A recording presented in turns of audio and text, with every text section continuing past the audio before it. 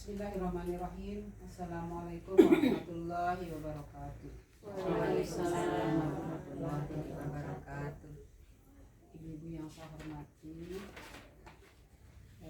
sekarang ini saya ingin meminta waktunya sebentar untuk kita sama-sama merefleksi kembali, yaitu hasil dari observasi yang sudah kita lakukan kemarin, yaitu secara bergiliran di masing-masing kelas.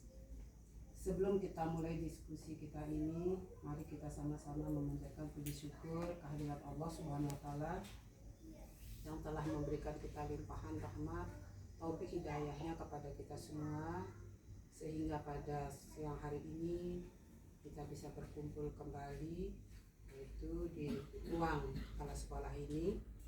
Mudah-mudahan kita semua selalu dalam keadaan sehat walafiat. Ibu-ibu yang berbahagia, stop. Ibu-ibu semua, sebagaimana yang sudah kita ketahui bahwa tahun ini kita mulai melaksanakan e-kinerja itu melalui aplikasi BMM, yaitu platform Merdeka Mengajar. Nah, di dalam Perdirjen nomor 7607 tahun 2023, yaitu tentang pengelolaan kinerja guru, adalah suatu proses penilaian, yaitu tentang pengembangan kompetensi guru secara terencana, sistematis, dan berkelanjutan yang bertujuan untuk meningkatkan kualitas pembelajaran dan mutu pendidikan. Nah, jadi apa fungsinya kinerja melalui PMI ini?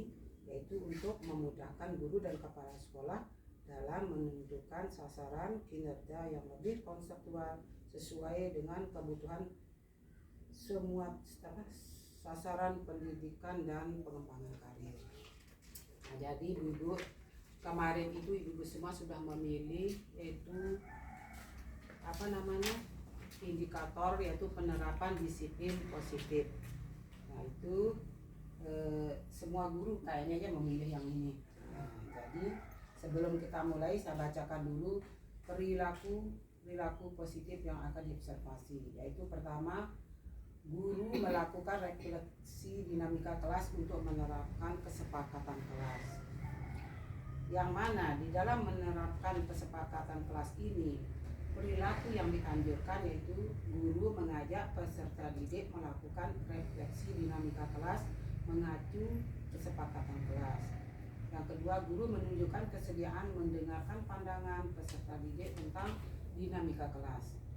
Guru bersikap adaptif sehingga bersedia mengubah kesepakatan kelas bila diperlukan. Ini untuk poin yang nomor 1. Sedangkan yang nomor 2, ini yang dianjurkan ya. Kalau yang tidak, yang dihindari nanti ibu bisa baca sendiri. Yang dianjurkan saja yang saya baca. Yang kedua, yaitu guru memberi pujian terhadap perilaku peserta didik yang sesuai kesepakatan kelas. Guru memberi penguatan positif dengan beragam cara. Guru mengakui suatu perilaku positif secara spesifik dan menjelaskan alasannya. Dan yang ketiga, perilaku yang dianjurkan yaitu guru membantu peserta didik menyadari konsekuensi dari perilaku pelanggarannya. Guru mendengarkan sudut pandang peserta didik terhadap perilaku melanggarnya. Guru memberikan dukungan pada peserta didik dalam melakukan perbaikan perilakunya. Nah, kenapa saya bacakan ini Ibu? Karena ini nanti akan saya sesuaikan dengan apa yang sudah saya lakukan apa yang sudah saya observasi di kelas yang sudah Ibu guru lakukan.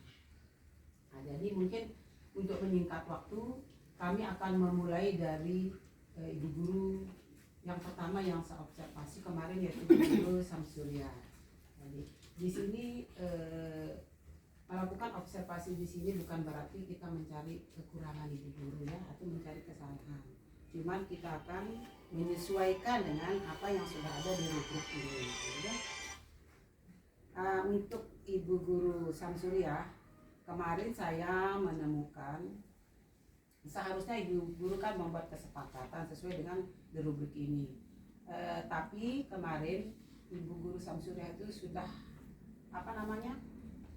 sudah mengajak anak-anak itu untuk mengungkapkan apa saja yang perlu kita lakukan dan tidak perlu kita lakukan di dalam kelas. Dan anak-anak semua sudah menjawab anak-anak menjawab, kita tidak boleh berbicara ibu guru di saat ibu guru sedang berbicara, kita tidak boleh keluar masuk ibu guru saat kita sedang belajar dan sebagainya.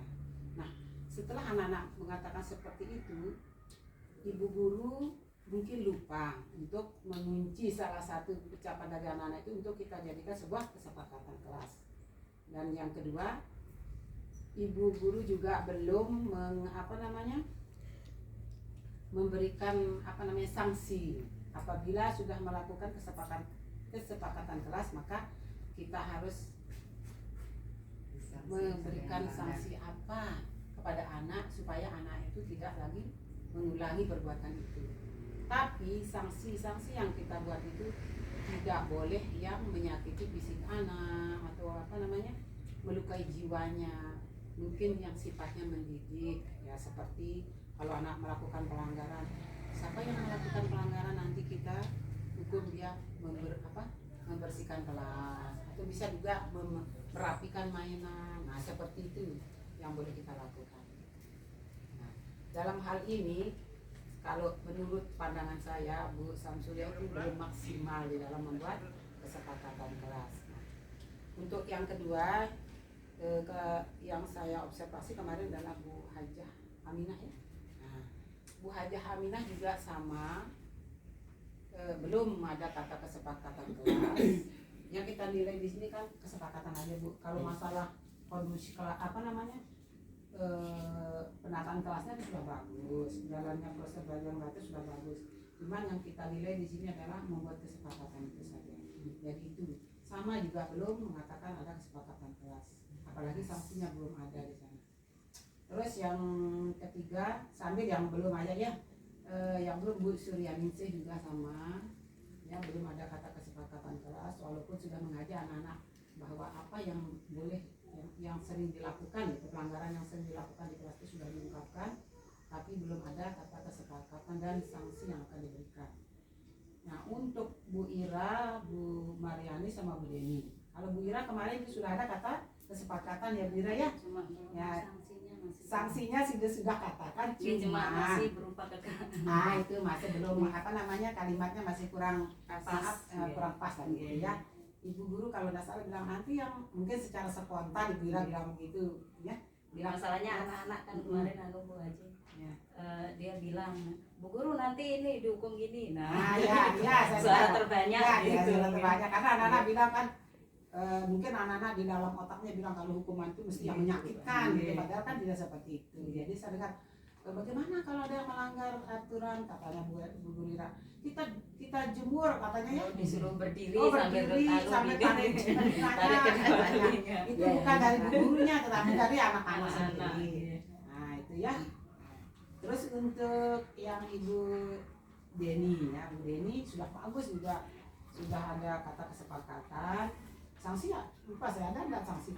Oh ada, cuma sih dia bilang siapa yang melanggar nanti kita suruh merapikan mainan ya, karena nggak salah, sudah bagus sudah. Nah, terus Ibu Mariani juga sama, sudah ada kata kesepakatan, cuma mungkin sanksinya belum jadi Bu ya itu. Tapi dia bilang sendiri hormat. Dia anak-anak memang Bu Guru belum mengatakan nanti kalau kita misalnya kita melanggar aturan kelas yang sudah kita sepakati, apa sanksinya? Anak bilang disuruh apa? Anak langsung yang mengucapkan kita hormat bendera Bu Guru di halaman sekolah. Nah itu kesepakatan dari anak-anak. Nah, jadi intinya setelah saya mengobservasi ibu-ibu semua, cuman ada sedikit kesulitan mungkin di dalam membuat kesepakatan dan itu aja membuat sanksi itu. Nah jadi ibu-ibu, jadi solusi saya ke depannya kalau memang seperti ini, ibu-ibu nanti silakan untuk tindak lanjutnya, ibu-ibu silakan mengikuti pelatihan mandiri yang ada di platform mengajar itu di PMM itu ya. Nah itu nanti ibu silakan ikuti, ibu tonton sampai tuntas, sampai ibu benar-benar paham, sehingga kedepannya ibu-ibu tidak akan mengalami kesulitan lagi. Nah itulah harapan dari saya selaku kepala sekolah. Silakan nanti ibu-ibu semua caranya mungkin saling saling sharing, saling bantu lah gitu. Apa yang ibu mungkin ini belum bisa mengakses kesini silahkan dibantu teman yang lain supaya kita sama-sama jalan gitu ya. Kalau memang kita tidak ketemu masalahnya di sana, boleh kita sama-sama teman sejawat atau kita tanya sama orang yang sudah melaksanakan terlebih dahulu di sekolah lain gitu ya Ibu ya. Jadi kita jangan jangan malu bertanya, karena kan kata pepatah malu bertanya sesat di jalan. Karena kita tahu bahwa ini adalah hal pertama yang kita lakukan, otomatis kita semua ada rasa kebingungan gitu ya, masih meraba-raba atau masih apa ya, ada apa kita salah. Toh juga nanti kita bisa perbaiki dengan kita sudah disiapkan di dalam PMM itu untuk kita tonton supaya kita lebih mantap ya ke depannya. Mungkin ada yang ingin dianukan sama ibu-ibu, silakan yang disampaikan gitu dengan adanya observasi yang saat ini. Silakan. Assalamualaikum warahmatullahi wabarakatuh. Waalaikumsalam warahmatullahi wabarakatuh. Yang ingin saya tanyakan mengenai kesempatan kelas ini, kan tadi sudah dijelaskan sama Bu Kepala bahwa dari jawaban anak-anak itu mengenai kesepakatan, kita kunci atau kita ambil satu untuk kesepakatan hari itu. Nah berarti kalau belum bisa, berarti besok bisa diulang lagi ya. Sampai dia betul-betul tidak terjadi pelanggaran. Bisa contoh ya, saya kasih contoh. Bisa contoh terlambat. Misalnya di kelas ibu guru masih ada beberapa anak yang suka terlambat ke sekolah ya. Nah itu bisa kita buat sebuah kesepakatan. Kita ulang lagi ya. Ya misalnya masih ada yang terlambat lagi diingatkan. Apa kesepakatan kita kemarin sayang? Kita tidak boleh terlambat. Masih adakah teman kita yang terlambat? Ada. Gimana kan? Nah, sanksinya itu udah di situ fungsinya sanksi itu. Sampai anak-anak itu tidak ada yang terlambat. Nah kalau sudah tidak ada yang terlambat, jangan itu aja kesepakatan. Kita ganti dengan kesepakatan lain. Mana yang sering dia lakukan pelanggaran lagi gitu. Nah, kira-kira seperti itu. Mungkin ada yang lain. Apa-apa ya Bu Haji, mungkin mengenai apa gitu yang lain, silakan ya. Saya ingin ditanya Bu Haji. Assalamualaikum warahmatullahi wabarakatuh. Waalaikumsalam warahmatullahi wabarakatuh. Mengenai kesepakatan yang perlu kita ulas kembali, karena kemarin kita melaksanakan kegiatan observasi itu kali pertama Ibu, semua mungkin merasa kebingungan. Nah sekarang tujuan yang mesti kita mau itu jadikan kesepakatan itu yang mana semestinya yang kita mau jadikan kesepakatan mungkin itu jadi kendala bagi tiang, apalagi teman-teman karena masih baru juga, jadinya kita suka lupa atau yang mana yang mestinya kita mau dahulukan, yang mana yang kita mau perjelas dalam kesepakatan itu. Jadinya dalam kesepakatan itu saya merasa sudah melaksanakan kesepakatan, tetapi nyatanya belum begitu jelas, belum memaksimalkan saya mengadakan kesepakatan itu. Jadinya serasa saya lupa. Kalaupun ada penjelasan dari Bu Guru, mungkin tadi serasa kalaupun kita belum dikasih penjelasan ya mungkin ya kita maklumi aja Bu, karena saya juga belum tahu seperti apa itu. Karena semua juga teman-teman juga begitu. Jadi kejelasan yang mana yang semestinya kita tekankan kepada anak, itu aja yang baiklah Bu Guru Haja, pertanyaannya sangat bagus ya. Kita juga masih sama-sama belajar ini ya. Kalau menurut saya pribadi sih, nanti mungkin kalau kita sudah belajar nanti mungkin akan ada lebih jelas lagi ya. Kalau menurut saya pribadi, sebagaimana yang sudah saya katakan sama Bu Samsulia tadi, bahwa perilaku atau kesepakatan apa yang kita dahulukan, nah mana yang paling mengganggu kelas ide. Contoh misalnya kan seperti tadi terlambat. Kalau anak-anak banyak yang terlambat kan otomatis ide memulai pelajaran itu kan enggak semua bisa tercover pelajaran itu sama semua anak gitu. Maksud saya enggak semua anak bisa menerima karena dia terlambat.